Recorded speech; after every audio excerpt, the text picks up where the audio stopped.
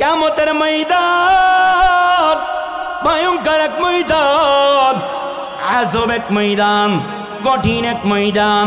এটা এমন এক ময়দান যেই ময়দানে কেউ কারোর উপকারে আসবে না, কেউ কারোর কাছে আসবে না, কেউ কারোর লাভে আসবে না। ইসরাফিল প্রথম ফুৎকারে চূড়ান্ত ভাবে কি ঘটনা ঘটে যাবে? ইসরাফিল প্রথম ফুৎকার যখন দিবেন, শেষ যখন করবেন, ইসরাফিলের ফুৎকারে আসমান শেষ হয়ে যাবে, জমিন চূর্ণ বিচূর্ণ হয়ে যাবে, সমস্ত জিন্নাত সমস্ত ইনসান সব শেষ হয়ে যাবে, ফেরেশতা তারাও শেষ হয়ে যাবেন। আল্লাহর হাবিব বলেন ইসরাফিল তার এমন বিকট আওয়াজের কারণে মুআল্লিমুল মালাইকা জিবরাইল উনিও শেষ হয়ে যাবেন, মিকাইল উনিও শেষ হয়ে যাবেন। এরপরে যাইয়া আল্লাহর হাবিব বলেন সমস্ত ফেরেশতা সমস্ত জিন্নাত সমস্ত ইনসান সব বিলীন হয়ে যাবে, সব বিলীন হয়ে যাবে। আল্লাহর হাবিব বলেন ওই ফুৎকারে ইসরাফিল নিজেও শেষ হয়ে যাবেন, শুধুমাত্র 9 জন ফেরেশতা বাকি থাকবেন, বেঁচে থাকবেন। আল্লাহ তাআলা আজরাইলকে বলবেন, মালাকুল মউতকে বলবেন, এরে মালাকুল মউত কে কে বেঁচে আছে? ও রব্বে করিম ইসরাফিলের ফুৎকারে সব বিলীন হয়ে গেছে। জিবরাইল মিকাইল ইসরাফিল নিজেও শেষ হয়ে গেছেন। ও রব্বে করিম আমি বেঁচে আছি, আর আরশে মুআল্লা বহনকারী 8 জন ফেরেশতা বেঁচে আছেন। আল্লাহ তাআলা বলবেন এরে মালাকুল মউত আরশে মুআল্লা বহনকারী 8 জন ফেরেশতার রূহগুলোকে কবজ করো। 8 জন ফেরেশতা তাদের রূহগুলোকে কবজ করে নেওয়া হবে। আরশে মুআল্লা তাহলে কি ভেঙে পড়বে? না যুবক না, আরশে মুআল্লা ভেঙে পড়বে না। আল্লাহ তাআলার কুদরতি হুকুমে যে অবস্থায় আছে ওই অবস্থায় থাকবেন। এরপরে যাইয়া একমাত্র আজরাইল বেঁচে থাকবেন। আল্লাহ তাআলা বলবেন এরে আজরাইল তোমার নিজের রূহটা নিজে কবজ করো। মালাকুল মউত আজরাইল নিজের রূহটা নিজে কবজ করবেন, বিকট আওয়াজ দিবেন, ওই আওয়াজের মাধ্যমে উনি শেষ হয়ে যাবেন। উনি যখন শেষ হয়ে গেলেন এই জমিনের উপরে কোনো মানুষ নেই, কোনো ইনসান নেই, কোনো জিন্নাত নাই, কোনো ফেরেশতা নাই, এখন কিছু নেই। এখন যখন কিছু নেই, ওয়াল আউয়াল ওয়াল আখির ওয়াজ যাহির ওয়াল বাতিন একমাত্র আছেন, কেবলমাত্র বাকি থাকবেন লা ইলাহা ইল্লাল্লাহ। আল্লাহর হাবিব বলেন ক্বালান নবী সাল্লাল্লাহু আলাইহি ওয়াসাল্লাম আনা খাতামুন নবিয়্যিন লা নবিয়্য বাদি, আমি শেষ নবী, আমার পরে কোনো নবী আসবে না, আমার পরে কোনো রাসূল আসবে না রে।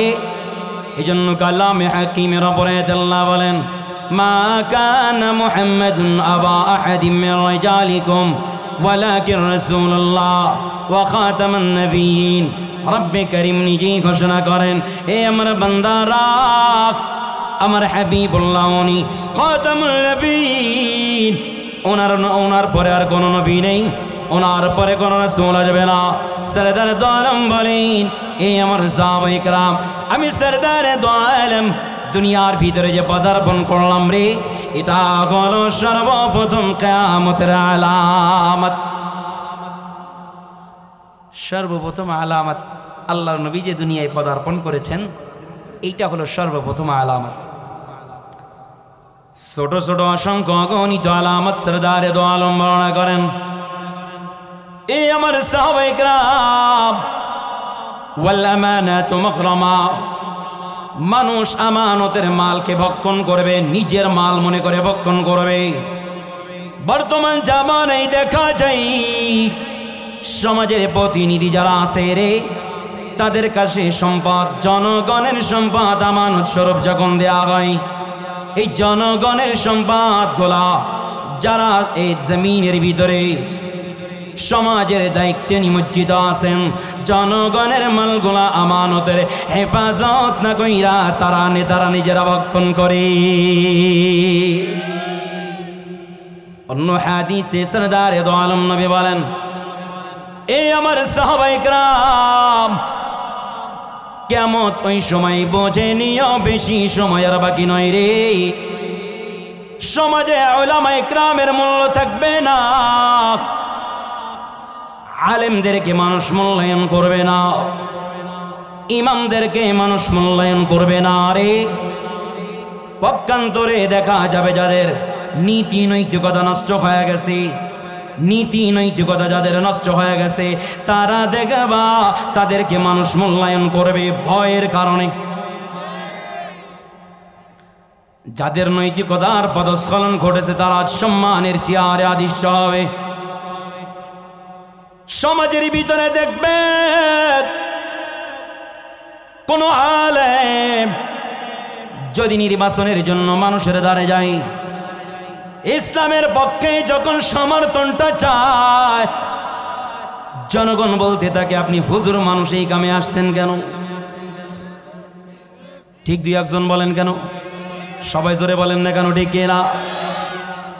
কিন্তু দেখা যায় আল্লাহর হাবিব বলেন, সাহাবায়ে কেরাম, কিয়ামতের আগে মানুষ জনপ্রতিনিধি মানুষ নির্বাচিত করবে।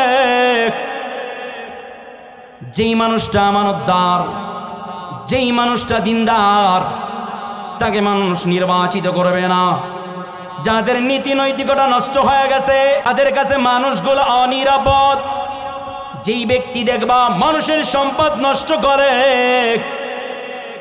আমানতের মালকে ভক্ষণ করে, মানুষ তার দ্বারা নির্যাতিত হয়, মানুষ তার দ্বারা জুলুমের শিকার হয়, দেখবা রে কিয়ামতের অন্যতম আলামত, কিয়ামতের আগে যখন এই সময় চলে আসবে, নীতি নৈতিকতা হারিয়ে ফেলা মানুষগুলা সম্মানের চেয়ার দখল করবে। আল্লাহর হাবিব বলেন, উম্মতেরা রে, বুঝে নিও কিয়ামত আর বেশি দূরে না। অন্য হাদিস আল্লাহর নবী বলেন, আমানতের মালকে মানুষ নিজের মাল হিসাবে ভক্ষণ করবে। পক্ষান্তরে সরদারে দো আলম নবী বলেন, قال النبي صلى الله عليه وسلم ألا كلكم راع وكلكم مسؤول عن رعيته। সরদারে দো আলম বলেন, এই আমার উম্মতেরা রে, তোমরা প্রত্যেকে একজন দায়িত্ববান, প্রত্যেকে একজন আমানতদার। তোমার উপরে আল্লাহ তাআলার পক্ষ থেকে যে দায়িত্ব জিম্মাদারি এসেছে, আদালতে কিবরিয়াতে আল্লাহ তাআলার কাছে সেই সম্পর্কে তোমাকে জিজ্ঞাসিত হতে হবে। আমি যদি এই হাদিসের ব্যাখ্যায় যাই, লম্বা ব্যাখ্যা হয়ে যাবে, লম্বা নয়, একেবারে সংক্ষেপ বলিয়া যায়। এই আমার কলিজার যুবকেরা, এ হাত কিন্তু আমার নয়, এ হাত কিন্তু আল্লাহ তাআলা আমার কাছে আমানত দিয়েছেন। চক্ষু আমার কাছে আমানত, কান আমার কাছে আমানত, হাত আমার কাছে আমানত, পা আমার কাছে আমানত, গোটা জিসমটা আল্লাহ তাআলা আমার কাছে আমানত দিয়েছেন। এখানেই নয়, বিজ্ঞ মুহাদ্দিসিন ইকরাম বলেন, আপনার সন্তান আপনার কাছে আমানত, আপনার স্ত্রী আপনার কাছে আমানত, আপনার ভাই আপনার কাছে আমানত, আপনার বোন আপনার কাছে আমানত, আপনার বাবা আপনার কাছে আমানত, আপনার আম্মা জান আপনার কাছে আমানত, আপনার আগাল পরিবারেরা কিন্তু আপনার কাছে আমানত। কিয়ামতের ময়দানে এই আমানতের হেফাজত সম্পর্কে আল্লাহর হাবিব বলেন, আল্লাহ তাআলার কাছে জিজ্ঞাসিত হতে হবে। এজন্য সরদারে দো আলম বলেন, এ আমার উম্মতেরা রে, قال النبي صلى الله عليه وسلم لا إيمان لمن لا أمانة له। আল্লাহর হাবিব বলেন, যার ভিতরে আমানতদারি নাই তার ভিতরে ঈমানই নাই। এজন্য আমানতের হেফাজত করিও। আল্লাহর হাবিব বলেন, এটা কিয়ামতের আলামত। মানুষগুলা আমানতের হেফাজত করবে না। লম্বা হয়ে যাইতেছে, এত লম্বা নাই। সরদারে দো আলম নবী বলেন, এ আমার উম্মতেরা রে, কিয়ামতের আগে এমন একটা সময় আসবে রে, যেই সময় দেখা যাবে বান্দির পেট থেকে মনিব জন্মগ্রহণ করবে, ভালো করে বুঝবেন সবাই। বান্দির পেট থেকে মুনিব জন্মগ্রহণ করবে, এর ব্যাখ্যায় যা মুহাদ্দিসিন ইকরাম বলেন, কিয়ামতের আগে এমন একটা সময় আসবে রে, মুনিব যখন কোনো গোলাম ভুল করে অথবা অন্যায় করে, গোলাম যখন কোনো ভুল করে, ইচ্ছায় হোক অনিচ্ছায় হোক, জনক যখন কোনো অপরাধ করে, মুনিব তার সাথে যে আচরণ করে রে, আল্লাহর হাবিব বলেন উম্মতেরা কিয়ামতের আগে সন্তান তদ্রূপ মা বাবার সাথে তেমন আচরণ করবে। অর্থাৎ মুনিব যেমন বাদী অথবা গোলাম যদি সে অপরাধ করে, মুনিব তার সাথে যে আচরণ করে রে, আল্লাহর হাবিব বলেন কিয়ামতের আগে এমন একটা সময় আসবে রে, সন্তান মা বাবার সাথে সেই আচরণ করবে। অর্থাৎ সন্তান মা বাবার সাথে ভালো আচরণ করবে না। বর্তমান জামানায় দেখা যায় সন্তান মা বাবার সাথে শুধু খারাপ আচরণ নয় রে, সন্তানের হাতে জনম দুঃখিনী মা হত্যা হইতেছে, বাবা হত্যা হইতেছে। বুঝে নিও রে, কিয়ামতের বেশি দূরে নাই। তবে সন্তানদেরকে বলিয়া যায়, এ সন্তানেরা, সরদার দো আলম বলেন, আমার এ সন্তানেরা শুনিয়া রাখো রে, পিতা মাতা তোমার জন্য জান্নাত, অথবা পিতা মাতা কিন্তু তোমার জাহান্নামে যাওয়ার কারণ হবে। অর্থাৎ পিতা মাতার সাথে ভালো আচরণ করতে হবে। কি কথা বলেন না কেন? এদিকে লম্বা নাই, সরদার দো আলম নবী বলেন একটার পরে একটা কিয়ামতের আলামত প্রকাশ হইতে থাকবে। আল্লাহর হাবিব বলে উম্মত, দুনিয়ার হায়াত যখন শেষ হয়ে যাবে রে, এর আগে কিছু বড় বড় আলামত প্রকাশ পাবে। আল্লাহর হাবিব বলেন পূর্ব আকাশে, পূর্ব জমিনের পূর্ব স্থানে একটা বড় ভূমিকম্প হবে, পশ্চিম দিকে একটা বড় ভূমিধস হয়ে যাবে রে, আরব উপদ্বীপে একটা বড় ভূমিধস হয়ে যাবে, তিনটা বড় বড় ভূমিধস হয়ে যাবে। সরদার দো আলম নবী বলেন কিয়ামতের অন্যতম আলামত দাজ্জালের আবির্ভাব ঘটবে, বড় খতরনাক ফিতনা রে। সরদার দো আলম নবী বলেন সমস্ত নবী, সমস্ত রাসূলগণ দাজ্জাল সম্পর্কে উম্মতদেরকে অতিবাহিত করেছেন। এ আমার সাহাবায়ে কেরাম, আমিও তোমাদেরকে শোনাইতেছি, শোনো রে, দাজ্জালের ফিতনা বড় মারাত্মক ফিতনা রে। দাজ্জাল হবে, অন্ধ হবে, কানা হবে, দাজ্জালের ফিতনা বড় ভয়ঙ্কর। এরপরে যেইয়া সরদারে দো আলম নবী বলেন, এই আমার উম্মতেরা রে, ইমাম মাহদীর আত্মপ্রকাশ করবে। কিন্তু শোনো রে বাংলার জমিনের মুসলমানেরা, এ যশোরের যুবক, বর্তমান জামানায় দেখা যায় অনেক আল্লাহর বান্দারা ইমাম মাহদী দাবি করে। কথা বলেন না কেন? বর্তমানে একজন আছে পাকিস্তানে, উনি দাবি করতেছে ইমাম মাহদী। টাটকা ভণ্ড, ভেজাল নাই এর কথার ভিতরে, এ দাবির ভিতরে কোনো ভেজাল নাই। আল্লাহর হাবিব বলেন সাহাবায়ে কেরাম, ইমাম মাহদী যিনি হবেন তিনার নাম হবে মুহাম্মদ, বাবার নাম হবে আব্দুল্লাহ, মায়ের নাম হবে আমিনা। আল্লাহর হাবিব বলেন সাহাবায়ে কেরাম, দাজ্জালের কপালটা হবে চওড়া কপাল, উজ্জ্বল কপাল হবে, তার নাকটা হবে লম্বা। ইমাম মাহদী এ দুনিয়ার জমিনে 7 বছর ইনসাফ কায়েম করবে। কয় বছর? আরে কথা বলেন না কেন? কয় বছর? 7 বছর ইনসাফ দুনিয়ায় প্রতিষ্ঠা করে ফেলবেন, 7 বছর রাজত্ব করবেন। এরপরে যাইয়া হযরত ঈসা আলাইহিস সালাম দুনিয়ায় প্রেরণ করবেন। উনি 4th আসমানে আছেন। আল্লাহ তাআলা ঈসা আলাইহিস সালামকে দুনিয়ার জমিনে পাঠিয়ে দিবেন। এত লম্বা নয়। এরপরে যে আল্লাহর হাবিব বলেন এই আমার সাহাবায়ে কেরাম, কিয়ামতের আগে ইয়াজুজ মাজুজ বাহির হবে, এদেরকে কিন্তু লটকানো আছে। এরা এমন এক জাতি রে, আল্লাহ তাআলা কালামে হাকিমের ভিতরে ইয়াজুজ মাজুজ সম্পর্কে আলোচনা করেছেন। বলতে গেলে অনেক লম্বা হয়ে যাবে। এরা বড় খতরনাক, এরা বড় ভয়ঙ্কর জাতি। মানুষ যার সামনে পাবে রে, এই মানুষদেরকে তারা হত্যা করে ফেলবে।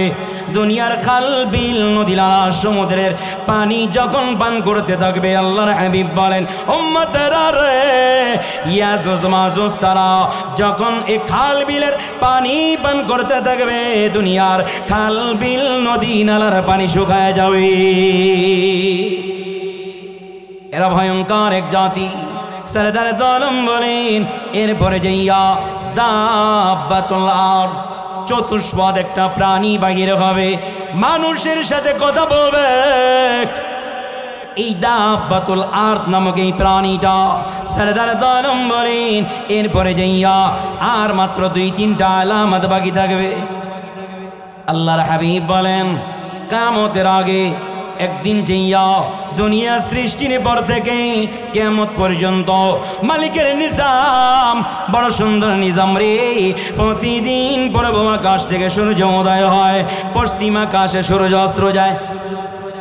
কি কথা বলেন না কেন আপনারা? ঠিক আল্লাহর হাবিব বলেন সাহাবায়ে কেরাম, কিয়ামত যখন কাছাকাছি চলে আসবে রে, আল্লাহ হাবিব বলেন এমন একটা লম্বা রাত হবে, মানুষের ঘুম ভেঙে যাবে কিন্তু সকাল হয় না, আবার ঘুমায় যাবে, ঘুম থেকে জাগ্রত হয়ে যাবে, এখনো সূর্য উদয় হয় না।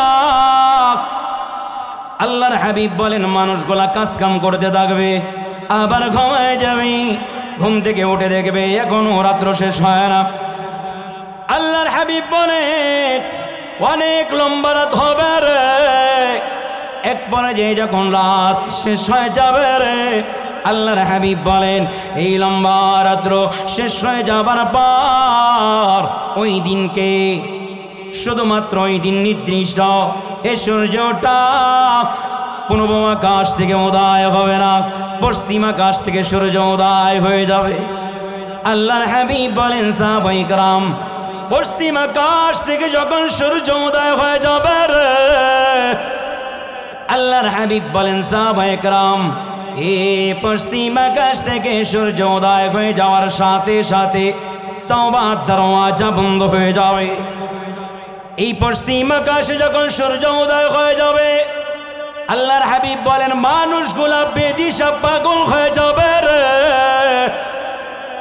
মানুষগুলা মসজিদের দিকে দৌড়াইতে থাকবে, মানুষগুলা দিন গ্রহণ করার জন্য পাগল হয়ে যাবে, মানুষেরা তখন তওবা করতে থাকবে।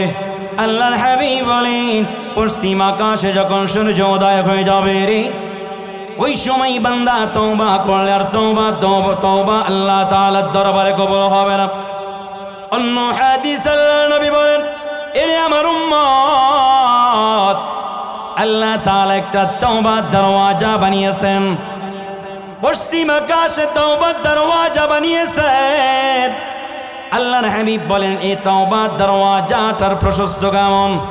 আল্লাহর হাবিব বলেন সাহাবায়ে কেরাম, এই তওবার দরওয়াজার প্রশস্ত হলো 70 মাইল লম্বা। সরদার দো আলম বলেন সাহাবায়ে কেরাম, আমার উম্মতগুলো যখন তওবা করে রে, তাদের তওবাটা পশ্চিম আকাশের দিকে যাইতে থাকে। যেই বান্দার তওবা পশ্চিম আকাশের এ তওবার দরওয়াজা দিয়ে প্রবেশ করে, ওই বান্দার তওবা আল্লাহ তাআলার দরবারে কবুল হয়ে যায়। সরদার দো আলম নবী বলেন রে আমার উম্মতেরা রে, এই পশ্চিম আকাশ থেকে যখন সূর্য উদয় হয়ে যাবে রে, মানুষগুলা করে যেখানে কোরআন রাখে কোরআনের কাছে দৌড়াবে, যায়া কোরআন খুলে দেখবে কোরআনের ভিতরে কালামুল্লাহর কোনো লেখা নাই রে, গোটা কালামুল্লাহর পৃষ্ঠাগুলো সাদা হয়ে আছে। আল্লাহর হাবিব বলেন উম্মত পশ্চিম আকাশ থেকে সূর্য উদয় হইয়া যখন মাথা বরাবর চলে আসবে, এখান থেকে মাথা বরাবর, এখান থেকে আর পূর্ব আকাশে অস্ত্র যাবে না।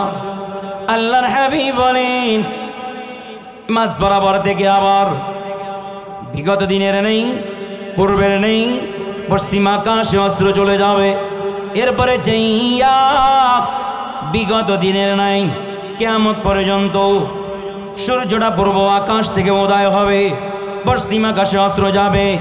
আবার পরের দিন পূর্ব আকাশ থেকে উদয় হয়, পশ্চিম আকাশে অস্ত্র যায়, পূর্ব আকাশ থেকে উদয় হয়, পশ্চিম আকাশে অস্ত্র যায়। সরদারে দো আলম বলেন এই আমার উম্মতের আরে এরপরে যাইয়া আর দুনিয়ার হায়াতের সময় বেশি নয়, আর মাত্র 2-3টা আলামত বাকি থাকবে। আল্লাহর হাবিব বলেন এরপরে যাইয়া আল্লাহ তাআলা জমিনের ভিতরে একটা ধোঁয়া জারি করে দিবেন।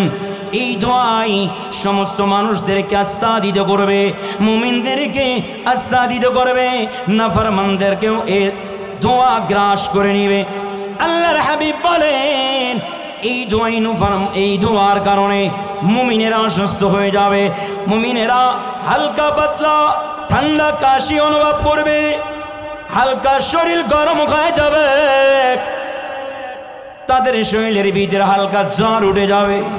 সরদার দোলম বলেন পক্ষান্তরে যাইয়া নাফরমান যারা হবে রে, এদের নাক মুখ দিয়া এত বেশি পরিমাণে ধোঁয়া তাদের শরীরের ভিতরে প্রবেশ করবে। আল্লাহর হাবিব বলেন নাফরমানরা অসুস্থ হয়ে যাবে, মারাত্মক অসুস্থ হয়ে যাবে, প্রচণ্ড অসুস্থ হয়ে যাবে। আল্লাহর হাবিব বলেন নাফরমানদের শরীরের পশমের গোড়া দিয়া ধোঁয়া গোলা বাকির হতে থাকবে, নাফরমানদের আযাব শুরু হয়ে যাবে। সরদার দোলম বলেন কিয়ামতের সর্বশেষ আলামত, কিয়ামতের সর্বশেষ আলামত আল্লাহ তাআলা এই দুনিয়ার জমিনের ভিতরে একটা ঠান্ডা বাতাস প্রবাহিত করে দিবেন। আল্লাহর হাবিব বলেন সাহাবায়ে কেরাম এই ঠান্ডা বাতাস যখন মুমিনদের বগল পর্যন্ত পৌঁছায় যাবে রে, মুমিনেরা জমিনের ভিতরে লুটায়া পড়বে, কালেমা পড়তে পড়তে দুনিয়া থেকে বিদায় নিয়ে চলে যাবে। আল্লাহর হাবিব বলেন এরপরে যাইয়া জমিনের উপরে কোনো ইমানদার নেই, কোনো মুমিন নাই, দুনিয়ায় যত মানুষ থাকবে রে সব হলো বদ্দিন, সব নাফরমান, সব বেঈমান। আল্লাহ তাআলা ওই সময় ইসরাফিলকে তলব করবেন, এর ইসরাফিল শোনো রে, আমি রবকে রব বলে স্বীকার করার মতো কোনো বান্দা নেই, আমি রবকে রব বলে ঘোষণা করার মতো এ জমিনের উপরে এখন কোনো বান্দা নাই রে। এ জমিনের রাখবো না, ইসরাফিল তুমি সিংহার ভিতরে ফুক লাগায় দাও। আল্লাহ তাআলা কালামে হাকিমের ভিতরে সে কথাটি বলতেছেন আল কারিয়া, করাঘাতকারী, বিকট আওয়াজ, মহাপ্রলয়, অন্তরাত্মা কাঁপিয়ে তুলবে রে। যদি আমি শুধুমাত্র এই একটা আয়াতে কারিমার ব্যাখ্যা করতে যাই লম্বা হয়ে যাবে, এত লম্বা নাই, একেবারে সারসংক্ষেপ বলিয়া যায়। হযরত ইসরাফিল সিংহায় যখন ফুক লাগাবেন, এত মধুর আওয়াজ, মানুষগুলা পাগল হয়ে যাবে, মানুষগুলো ইসরাফিলের সুর শুনে পাগল হয়ে যাবে। আল্লাহর হাবিব বলেন মানুষগুলা ক্ষেত কামারে কাজ করতে থাকবে, ইসরাফিলের বাঁশি সিংহায় যখন ফুক লাগায় দিবেন, মানুষগুলা রাস্তার দিকে পাগল হয়ে দৌড়াবে। কেন রে, এত সুন্দর সুর কোথা থেকে আসে রে, এত সুন্দর বাঁশি কে বাজায় রে? মানুষগুলা রাস্তার দিকে দৌড়াইতে থাকবে। সরদার দোলম বলেন যারা ঘরের ভিতরে প্রবেশ, ঘরের ভিতরে অবস্থান করবে, মানুষগুলা ঘর থেকে রাস্তার দিকে দৌড়াইতে থাকবে। এত সুন্দর বাঁশি কে বাজায়, এত সুন্দর সুর কোথা থেকে আসে রে? আল্লাহর হাবিব বলেন এই ইসরাফিল যখন সিংহার ভিতরে ফুঁক লাগাই দিবেন, সময় যত গড়াইতে থাকবে আওয়াজের তীব্রতা তত বাড়তে থাকবে, সময় যত গড়াইতে থাকবে আওয়াজের তীব্রতা তত বাড়তে থাকবে। আল্লাহর হাবিব বলেন এক পর্যায়ে যাইয়া ইসরাফিলের আওয়াজ এমন বিকট আওয়াজে পরিণত হয়ে যাবে, গর্ভধারিণী মা ইসরাফিলের বিকট আওয়াজের কারণে গর্ভ থেকে সন্তান পড়ে যাবে জমিনের উপরে, মায়ের কোনো খবর নেই। আল্লাহর হাবিব বলেন সাহাবায়ে কেরাম, দুধ পানকারী শিশু মায়ের স্তনের দুধপান করতে থাকবে, ইসরাফিল সিংহার ভিতরে ফুঁক লাগায় দিবে, দুধ পান করা অবস্থায় শিশুটা মায়ের কোল থেকে পড়ে যাবে, মায়ের কোনো খবর নেই। যখন বিকট আওয়াজে পরিণত হয়ে যাবে রে, আল্লাহর হাবিব বলেন এমন বিকট আওয়াজ যখন চলতে থাকবে এমন ভয়ঙ্কর রূপ নিবে, এই বিকট আওয়াজে আসমানের চন্দ্র নক্ষত্রগুলা খুলে খুলে জমিনের ভিতরে পড়ে যাবে।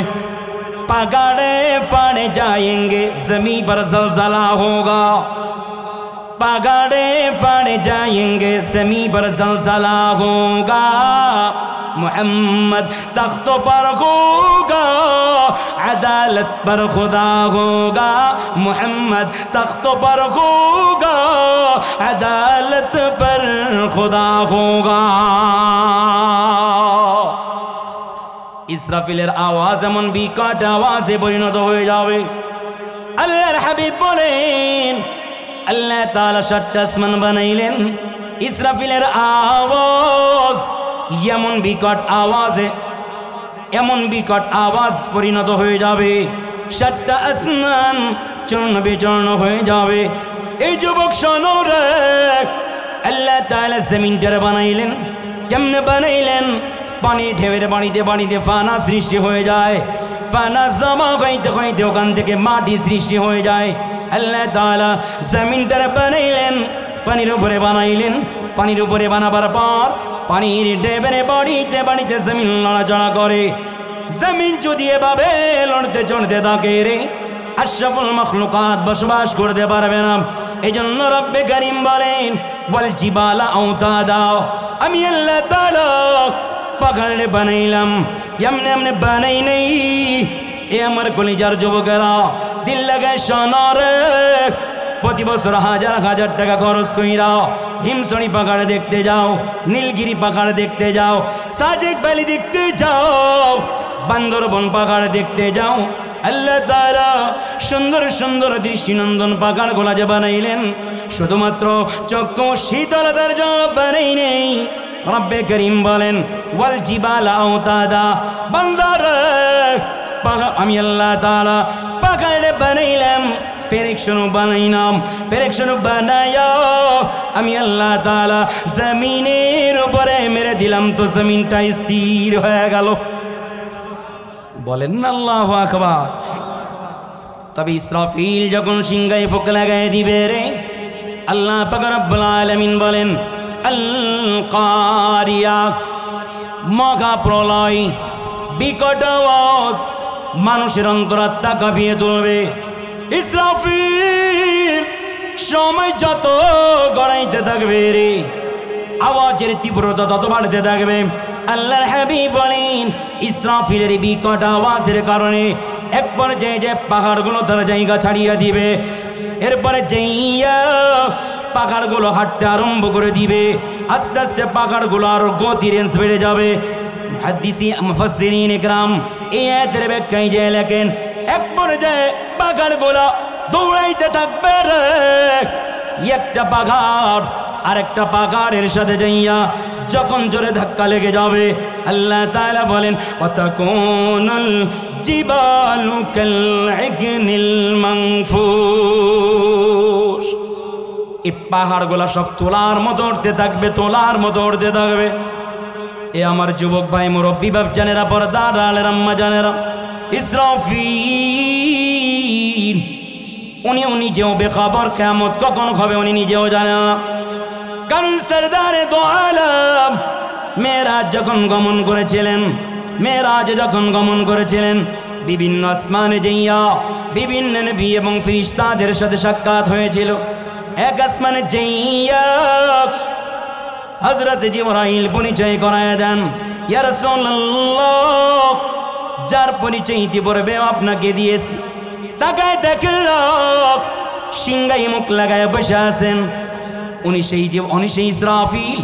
ওনার কাজ হলো দুনিয়াটারে আইলা জাইলা বানায় ফেলানো। আল্লাহর হাবিব ইসরাফিলের পরিচয়টা পাইয়া সাথে সাথে আল্লাহর হাবিব সালাম দিলেন, আসসালামু আলাইকুম ওয়া রাহমাতুল্লাহি ওয়া বারাকাতুহু। আল্লাহর হাবিব সালাম দেন, ইসরাফিল কোনো খবর নেই। ইসরাফিল চুপ হয়ে আছেন, উনি সিংহায় মুখ লাগায় বসে আছেন। আল্লাহর হাবিব দ্বিতীয়বার আবার সালাম দিলেন, ইসরাফিল কোনো খবর নেই, উনি চুপ হয়ে আছেন। আল্লাহর হাবিব তৃতীয়বার আবার যখন সালাম দিলেন, ইসরাফিল সিংহাটা মুখ থেকে সরাইয়া সালামের জবাব দিলেন, ওয়া আলাইকুমুস সালাম ওয়া রাহমাতুল্লাহি ওয়া বারাকাতুহু। বলেন না আল্লাহু আকবার। আল্লাহর হাবিব বলেন, ভাই ইসরাফিল, আগে দুইবার সালাম দিলাম, সালামের জবাব কেন দেন নাই? তৃতীয়বার কেন জবাব দিলেন? হযরত ইসরাফিল বলেন, ইয়া রাসূলুল্লাহ, ইয়া হাবিবাল্লাহ, আপনি হাবিবুল্লাহ, আপনি রফিক আলার মোলাকাতে যাইতেছেন, আপনি সালাম দেন, মনটা চায় সালামের জবাব দেওয়ার জন্য, কিন্তু দিতে পারি নেই। ভয় হয় আমি যদি আপনার সালামের জবাব দিতে যাই, ওই সময় যদি রব্বে কারিম বলেন, ইসরাফিল সময় হয়ে গেছে রে, সিংহার ভিতরে ফুক লাগায় দাও। ইয়া রাসূলুল্লাহ, আপনার সালামের জবাব দিতে যাইয়া আল্লাহ তাআলার আদেশ মানতে যদি আমার লেট হয়ে যায়, এই বাইতে আমি সালামের জবাব দিই না। হযরত সরদারে দো আলম বলেন, তাহলে ভাই ইসরাফিল তৃতীয়বার কেন সালাম দিলেন? ইসরাফিল বলেন, ইয়া রাসূলুল্লাহ, ইয়া হাবিবাল্লাহ, আপনি যখন তৃতীয়বার সালাম দিলেন, আল্লাহ তাআলা আমারে বলেন, ইসরাফিল আমার হাবিবুল্লাহ সালাম দেই, সিংহাটা মুখ থেকে সরাইয়া আমার হাবিবুল্লাহর সালামের জবাব দিয়ে দাও। এটা আমি এ কারণে আপনাদেরকে শোনাইলাম, ইসরাফিল নিজেও বেখবর কিয়ামত কখন হবে জানে না, উনিও কিয়ামত সম্পর্কে বেখবর। ইসরাফিল সিংহায় যখন ফুঁক দিয়া দিলেন, কালামে হাকিমের ভিতরে আল্লাহ তাআলা বলেন, ইযা যুলজিলাতিল আরদু জিলজালাহা, জমিন তার কম্পনে প্রকম্পিত হয়ে যাবে। ওয়া আখরাজাতিল আরদু আসকালাহা, জমিনের গর্ভে যা আছে সব জমিন বাগির করিয়া দিবেন। ওয়া ক্বালাল ইনসানু মা লাহা, কিয়ামতের ময়দান ভয়ঙ্কর এক ময়দান, আযব এক ময়দান, কঠিন এক ময়দান। এটা এমন এক ময়দান যেই ময়দানে কেউ কারণ উপকারে আসবে না, কেউ কারণ কাজে আসবে না, কেউ কারণ লাভে আসবে না। ইসরাফিল প্রথম ফুৎকারে চূড়ান্ত ভাবে কি ঘটনা ঘটে যাবে?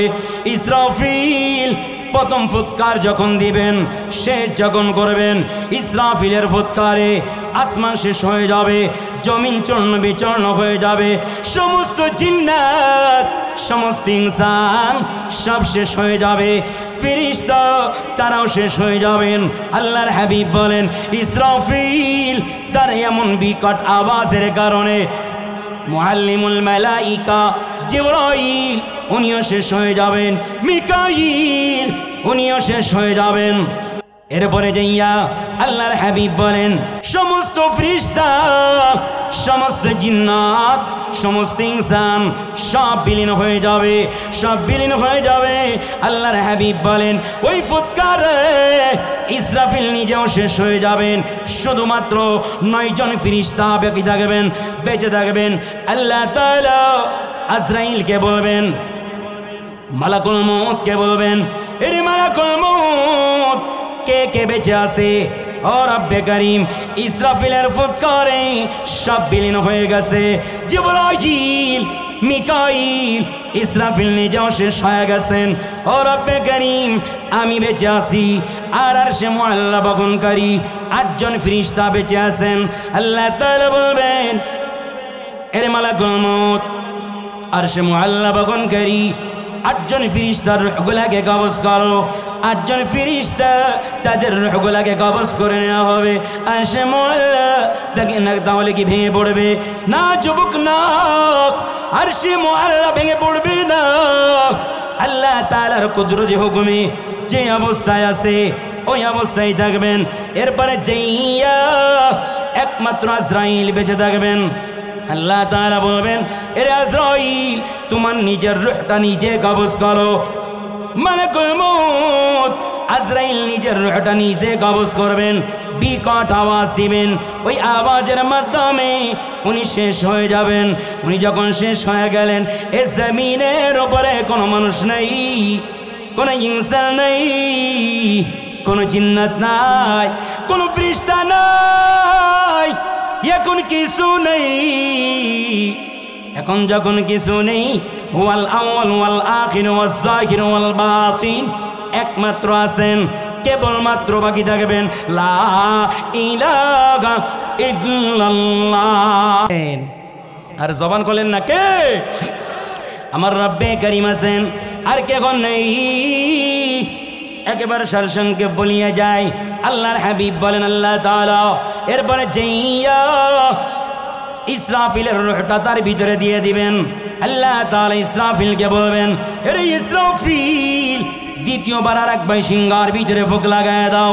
ইসরাফিল দ্বিতীয়বার যখন সিংহায় ফুঁক দিবেন, মানুষদেরকে পুনরুত্থিত করা হবে, মানুষদেরকে উঠানো হবে, মানুষদের রূহগুলোকে ফিরাইয়ে দেওয়া হবে, জিন্নাত তাদের রূহগুলোকে ফিরাইয়ে দেওয়া হবে, ফেরেশতা তাদের রূহগুলোকেও ফিরাইয়ে দেওয়া হবে। আল্লাহ তাআলা ময়দানে মাহশার কায়েম করবেন। এই ময়দানে মাহশার যখন কায়েম করবেন, আল্লাহ তাআলা দ্বিতীয় ফুৎকারের পর যখন ময়দানে মাহশার কায়েম করবেন, আল্লাহ তাআলা কক্কারিয়াতের রূপ ধারণ করবেন। নবীরা পর্যন্ত থরথর করে কাঁপতে থাকবেন।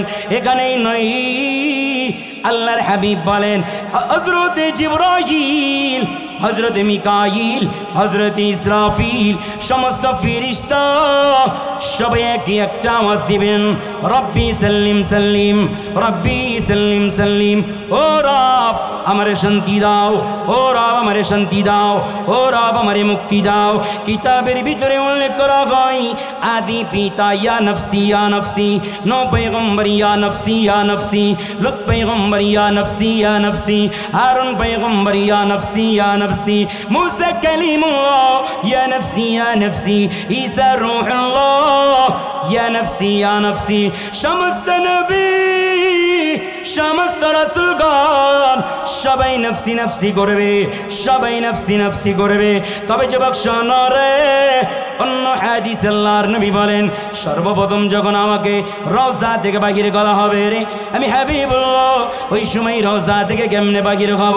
আল্লাহর হাবিব বলেন, জিবরাইল মিকাইল আসবেন, আমার রওজার কাছে আসবেন। জিবরাইল তার নূরের পারগুলো দিয়া, পাকাগুলো দিয়া আমার রওজার উপরে আজমত আর সম্মানের সহিত মারতে থাকবেন আর বলতে থাকবেন, কুম ইয়া হাবিবুর রহমান। ওগো আল্লাহর হাবিব, কিয়ামত কায়েম হয়ে গেছে, আপনি রওজা থেকে বাহির হন, আপনাকে ময়দানে মাহশারে নিয়ে যাওয়ার জন্য এসেছি। এই যুবক শোনো রে, সরদারে দো আলম নবী বলেন, এই আমার সাহাবায়ে কেরাম, ওই সময় আমি রওজা থেকে কেমনে বাহির হব? আমি আমার চুলগুলা, আমি আমার দাড়িগুলা, আমি আমার শরীর থেকে দোলা বালুগুলা ঝাড়তে থাকবো, রওজা থেকে বাহির হতে থাকবো। ওয়ায়াবকি, আমি কাঁদতে থাকবো, ওয়ায়াকুল, আর আমি বলতে থাকবো, ইয়া আখি জিবরাইল আইনা উম্মতি উম্মতি উম্মতি।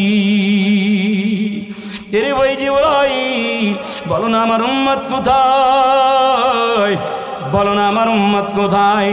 এ আমার যুবক ভাই, কিয়ামতের ময়দান এমন এক বিভীষিকাময় ময়দান রে, ওই ময়দানে কেউ কারণ নয়, আমার রব্বে করিম নিজেই ঘোষণা করতেছেন, ইয়াউমা ইয়াফিরুল মারউ মিন আখি ওয়া উম্মিহি ওয়া আবিহি ওয়া সাহিবাতিহি ওয়া বানি। ইয়াউমা ইয়াফিরু, ভাগতে থাকবে, পলায়ন করতে থাকবে, ভাই ভাইকে দেখে পলায়ন করতে থাকবে।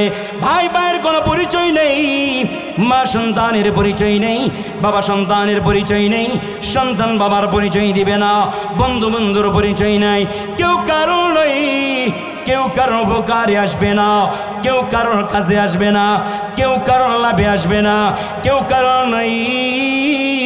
এই জন্য আল্লাহর হাবিব বলেন, এ আমার উম্মতেরা রে, দুনিয়া আল্লাহ তাআলা এই যে সৃষ্টি করলেন আল্লাহ তাআলা, দুনিয়ার হায়াত সংক্ষিপ্ত হায়াত, এটা চিরদিনের নয়, এই দুনিয়ায় চিরদিন থাকা যায় না। এই জন্য সরদারে দো আলম বলেন, ক্বালান নবী সাল্লাল্লাহু আলাইহি ওয়াসাল্লাম, আদ-দুনিয়া মাযরাতুল আখিরা। আল্লাহ তাআলা দুনিয়াটার যে বানাইলেন আখিরাতের সামান অর্জন করার জন্য বানাইলেন। যুবক শোনো রে, আল্লাহ তাআলা আমাদেরকে দুনিয়ায় পাঠাইলেন, কেন পাঠাইলেন? ইবাদত করার জন্য পাঠাইলেন, ইবাদত করার জন্য বানাইলেন। ইবাদতটা এখন কেমনে করবেন?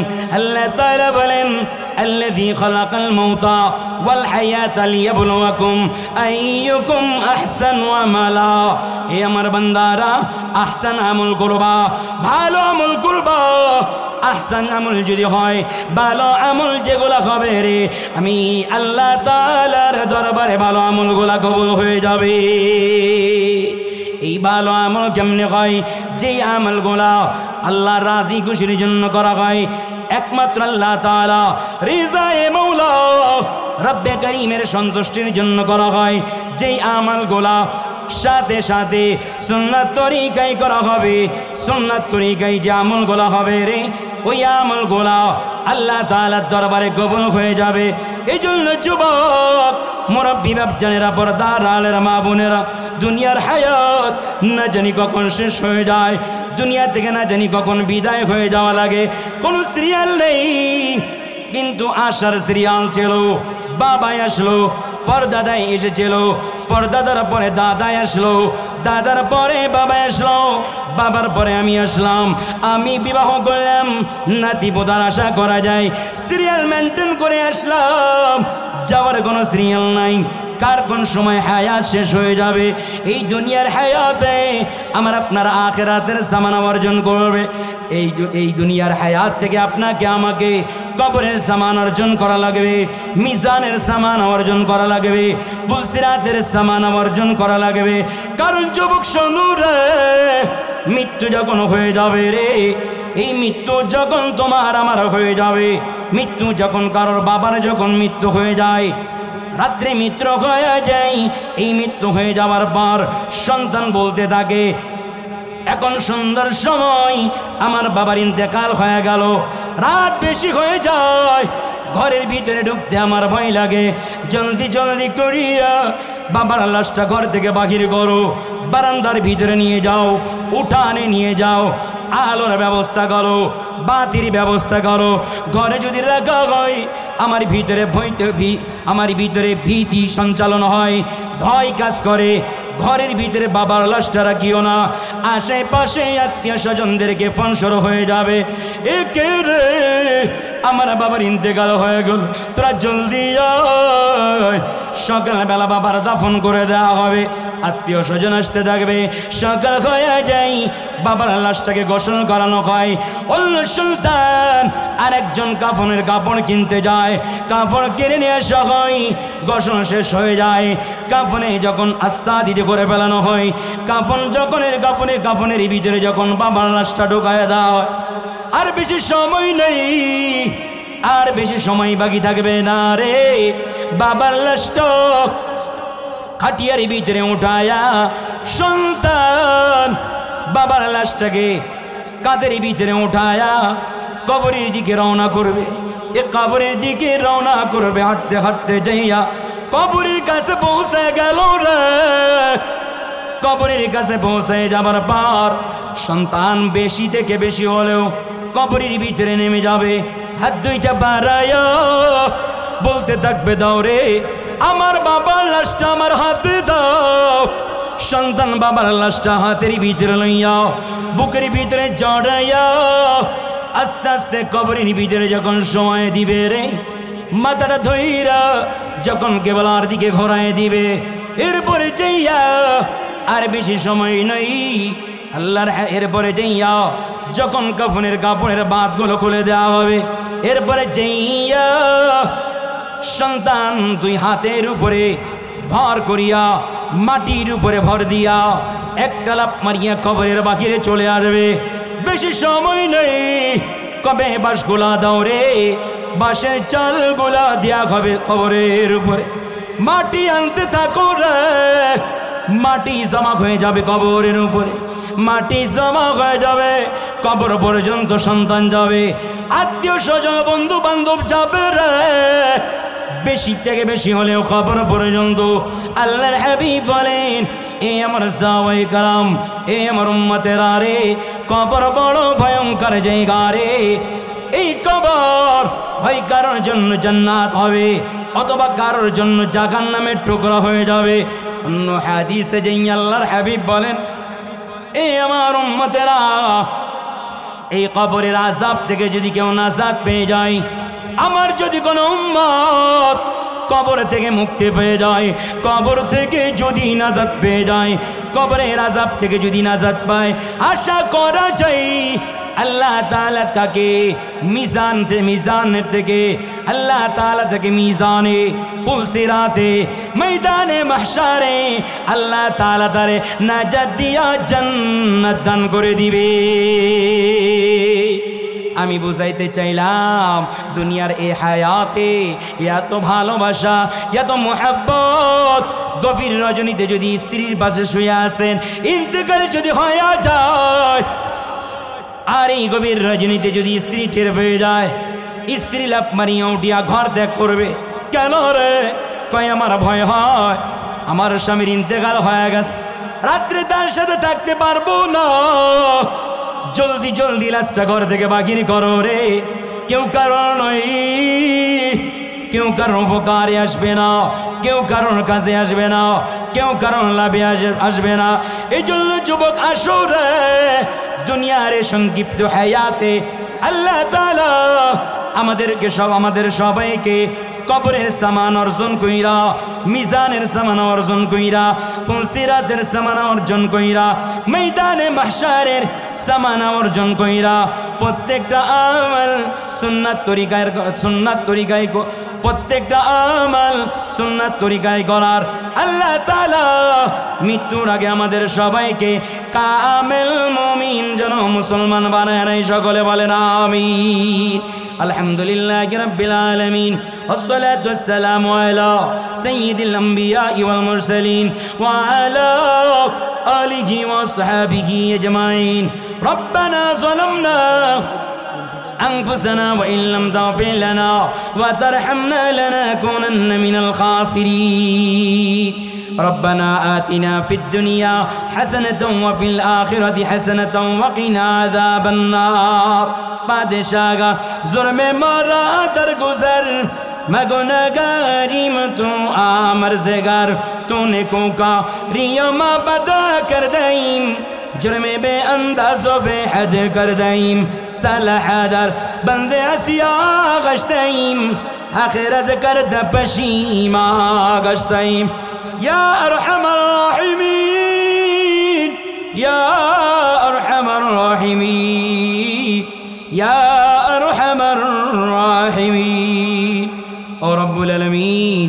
গভীর রজনী হয়ে গেছে রে, মাগরিবের পর থেকে নিয়ে পর্যন্ত যে আলোচনাগুলা করা হইল, ভুল ত্রুটিগুলা ক্ষমা করিয়ে দেন, সঠিকগুলাকে তোমার খাজানায় কবুল করে নাও ও রব্বুল আলামিন। এই আখিরি মুনাজাত শেষ হয়ে গেলে জাদ্দি ঘরের দিকে আমরা রওনা করব, কিন্তু এখানে এমন কিছু সন্তান আল্লাহ যার জন্ম দুঃখিনী মা নয়, আল্লাহ অনেক সন্তান যারা বাবা নেই, ও মালিক ওই এতিম সন্তান গোলা যাদের মা নেই, যাদের বাবা নেই, তোমার কাছে ফরিয়াদ ওই পিতা মাতার জিন্দেগির সমস্ত গুনাহ কাদা মাফ করে দাও। রব্বুল আলামিন পিতামাতার কবরখানাকে জান্নাতের বাগান বানায় দাও, কবরের ভিতরে বাতির ব্যবস্থা করে দাও, কবরের ভিতরে জান্নাতি বিছানা বিছায়া দাও রব্বুল আলামিন। পরওয়ারদিগারে আলম আল্লাহ আমাদের মধ্য থেকে অনেকের দাদা দাদি নানা নানি স্ত্রী সন্তান পাড়া প্রতিবেশী বন্ধু বান্ধব এমন যারা দুনিয়ার থেকে বিদায় নিয়ে চলিয়া গেল সবাইকে মাফ করিয়া দেন, সকলের কবরখানাকে জান্নাতের বাগান বানায় দাও আল্লাহ। অনেকেই দোয়া চাইছেন, অসুস্থ শেফা দান করেন, অনেকে অভাবগ্রস্ত অভাব থেকে মুক্তি দেন, অনেকেই ঋণগ্রস্ত ঋণ থেকে হেফাজত করেন, অনেকেই বালা মুসিবতে ভুগতেছে বালা মুসিবত থেকে হেফাজত করেন। মালিক রে এই মাদ্রাসার প্রধান অতিথি আল্লাহ তার বাবা অসুস্থ, বাবাকে পরিপূর্ণ শিফায়ে কামেলা আজলা দায়মান নসিব ফরমাও। মালিক রে 3 শতক জমি দান করেছেন, আরেক বান্দা 5 শতক জমি দান করেছেন রব্বুল আলামিন। এই মাদ্রাসার শুরু থেকে লইয়া আজকে পর্যন্ত যারা যা কিছু দান করেছেন আল্লাহ দান করার ইরাদা করেছেন আল্লাহ, অনেকেই টাকা দিয়েছেন পরওয়ারদিগারে আলম আল্লাহ। আল্লাহ যারা টাকা দিল, জমি দিল, পয়সা দিল, ইট শ্রম দিল, আল্লাহ পরামর্শ দিল, আল্লাহ যারা ধান দিল, যে যেভাবে সহযোগিতা করেছেন সকলের সহযোগিতা কানা কবুল করে নাও, সকলের দিলের নেক আশা তুমি পুরা করে নাও রে আল্লাহ। আল্লাহ মাদ্রাসার যত জরুরত আছে গায়বী খাজানা থেকে পুরা করে দেন মালিক রে। আমরা যারা হাত তুললাম জিন্দেগিতে এমন কোনো গুনাহ নেই যে গুনাহ আমাদের দ্বারা হয় নাই রে মালিক রে। আল্লাহ তোমার কাছে তওবা করতেছি আর গুনাহ করব না, আল্লাহর গুনার কাছেও যাব না রে আল্লাহ। আল্লাহ আমাদের 5 ওয়াক্ত নামাজ জামাতে পড়ার তৌফিক দান করেন, হালাল রিজিক অন্বেষণ করার তৌফিক দান করেন, হারাম থেকে বেঁচে থাকার তৌফিক দান করেন রব্বুল আলামিন। আল্লাহ পরওয়ারদিগারে আলম তোমার কাছে ফরিয়াদ আমাদের সকলের জিন্দেগির সমস্ত গুনাহ খাতা মাফ করে দাও আল্লাহ। এই কিছু সংখ্যক বান্দা বান্দীদের যদি আপনি মাফ করে দেন আপনার কোনো লস নেই, যদি মাফ না করে জাহান্নামে দেন আপনার কোনো লাভও নেই। কিন্তু আপনি নিজেই বলছেন লাকাদ খালাকনাল ইনসানা ফি আহসানি তাকওয়িম, আপনার কুদরত দেখাতিয়া এত সুন্দর অবয়ব দিয়া সুরাত দিয়া যে মানুষগুলা বানাইলেন এই মানুষগুলা জাহান্নামে ফেলবেন, আপনার কি একটু দয়াও লাগবে না, মায়াও লাগবে না? আদর রিয়া মানুষল বানায়া কেমনে দিবা জাহান্নামে ফেলিয়া। ও মালিক দাড়ি পাকা মুরব্বীদেরকে নিয়ে হাত উঠাইলাম, উলামা ইকরামদেরকে নিয়ে হাত উঠাইলাম, হাফেজে কোরআনদেরকে নিয়ে হাত উঠাইলাম মালিক রে। নাবালেগ মাসুম বাচ্চাদেরকে নিয়ে হাত উঠাইলাম তোমার কাছে ফরিয়াদ। বুড়া বুড়া বাপদেরকে আবু বকর ওমর সালমান ফারসির মতো কবুল করে নেন, যুবকদেরকে খালিদ বিন ওয়ালিদের মতো কবুল করে নেন, ছোট্ট ছোট্ট বাচ্চাদেরকে আপনি মাসমা অফিসের মতো কবুল করে নাও মালিক রে। পর্দার আড়ালে বুড়া বুড়া আম্মা জানদেরকে আম্মা জান খাদিজার মতো কবুল করে নাও, যুবতী বোনদেরকে আম্মা জান আয়েশার মতো কবুল করো, ছোট্ট ছোট্ট মেয়েগুলাকে আমাদের মেয়েদেরকে আমাদের বোন ফাতেমাতুজ জোহরার মতো কবুল করে নাও রে আল্লাহ। কল্যাণ দাও ওয়া কল্যাণ থেকে বানাই চাই রব্বে করিম পরওয়ারদিগারে আলম। বাংলার জমিনে ইসলামী হুকুমত প্রতিষ্ঠা করে দাও ও মালিক। গোটা দুনিয়ায় মুসলমানদেরকে বিজয় দান করো, নির্যাতিত মুসলমানদেরকে আপনি হেফাজত করেন রে আল্লাহ মালিক রে। তোমার কাছে ফরিয়াদ পরওয়ারদিগারে আলম, তোমার হাবিবের রওজা জিয়ারত না করায়া, তোমার খানায়ে কাবা না তওয়াফ করায়া আমাদের কাউকে তুমি দুনিয়া থেকে বিদায় নিও না রে আল্লাহ মালিক রে। কল্যাণ দাও ওয়া কল্যাণ থেকে বানায় চাই, কল্যাণ দাও ওয়া কল্যাণ থেকে বানায় চাই। আল্লাহুম্মা হাসিবনি হিসাবান ইয়াসীরা, আল্লাহুম্মা হাসিবনি হিসাবান ইয়াসীরা, রব্বিরহামহুমা কামা রাব্বায়ানি সগীরা। ওয়াসাল্লাল্লাহু তাআলা আলা খাইরি খালকিহি মুহাম্মাদিন ওয়া আলা আলিহি ওয়া আসহাবিহি আজমাইন আমিন আমিন আমিন বিরহমাতিকা ইয়া আরহামার রাহিমিন।